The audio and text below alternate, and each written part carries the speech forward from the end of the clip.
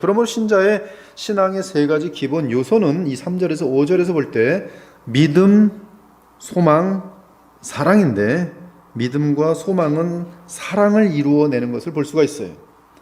그 중에 제일은 사랑이며, 그 사랑은 고린도전서 13장에서 묘사된 성품적인 사랑입니다. 성품적인 사랑이, 즉 복음의 능력에 의해 빚어지는 열매로서의 사랑이, 그리스도를 믿음으로 그리고 소망을 가짐으로 우리에게 그 복음의 그 어떤 능력과 동기가 부여되면서 우리에게 발생되는 것이 있는데, 그것이 사랑인데, 그 사랑은 지금 이 골로새서를 통해서 보았을 때 무슨 사랑이냐 하면 성품으로 빚어지는 사랑이라 이 말씀이에요. 그래서 고린도서 13장은 이 사랑을 성품으로 묘사하고 있습니다. 지금 이 고린도전서 13장은 우리가 도덕적인 어떤 그러한 내용으로 인식하고 도덕적으로 이것을 행하라는 뜻이 아니라, 이 성경 전체에서 바울의 서신을 통해 봤을 때 믿음과 소망에 의하여 빚어지는 사랑은 이러한 성품적인 사랑으로 나타난다라는 그런 설명이 되겠어요.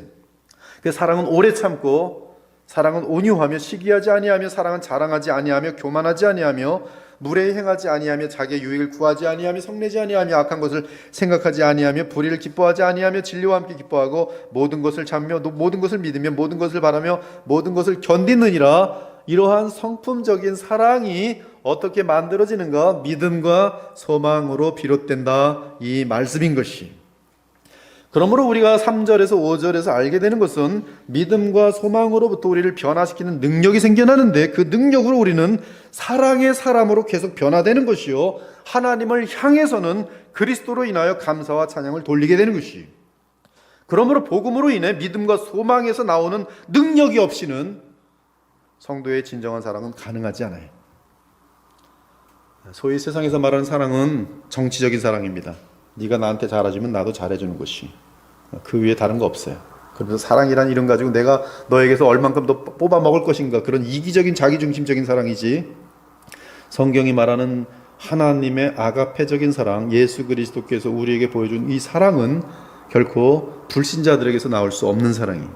왜냐하면 그 사랑은, 성품으로 나타나는 그 사랑은 예수 그리스도 성품을 담는 것으로서 바로 믿음과 소망에 의해서 복음의 능력 가운데 우리에게 빚어지는 그것이 주어짐으로 말미암아 우리의 삶으로 나타내지는 성품적인 사랑이, 이 성품이 깊어지고 깊어질수록 그리스도의 형상을 담게 되는 것이죠.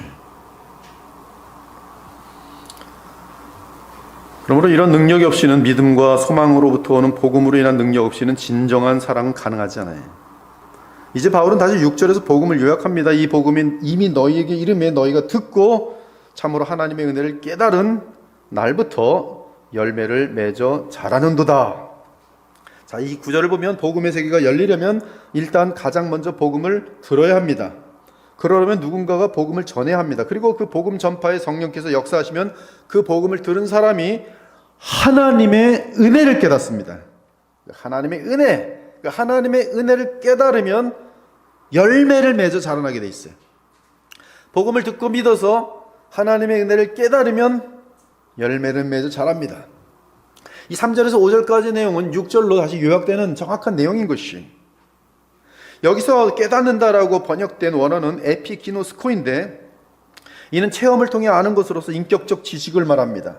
즉 예수님에 대한 지식이나 소식을 들을 때 그것을 믿음으로 받음으로 하나님과의 인격적인 교제를 갖게 되는 것을 말합니다. 그러므로 깨닫는다는 것은 복음을 듣고 믿음으로 하나님으로부터 은혜를 누렸다는 뜻이, 그것이 깨달음이 에피기노스코, 복음을 어린아이처럼 믿고 성령께서 역사하실 때 그것이 내게 하나님의 은혜로 깨달아질 때 그 은혜는 우리를 열매를 맺어 자라나게 해.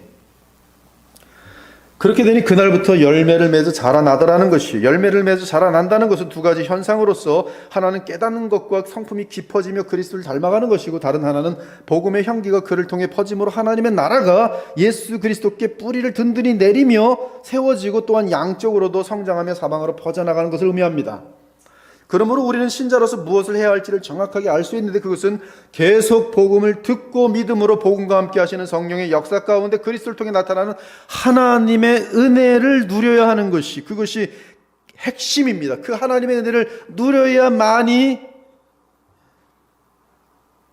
우리가 이 사랑의 성품으로 변화되는 것이죠. 다르게 말하면 믿음과 소망 가운데 성도들의 사랑이 깊어지고 각 개인은 깨달음과 성품이 깊어지면서 하나님의 나라가 우리의 삶과 성품과 고백으로 인해 깊어지고 멀리 퍼져나가는 것인데, 그것은 바로 복음을 듣고 믿음으로 성령께서 역사하실 때 하나님의 은혜를 누리며, 이것을 다르게 표현한 것은 바로 그리스도를 믿음으로 또 장차 주실 기업을 소망함으로 나타나는 사랑의 열매라, 이 말씀입니다.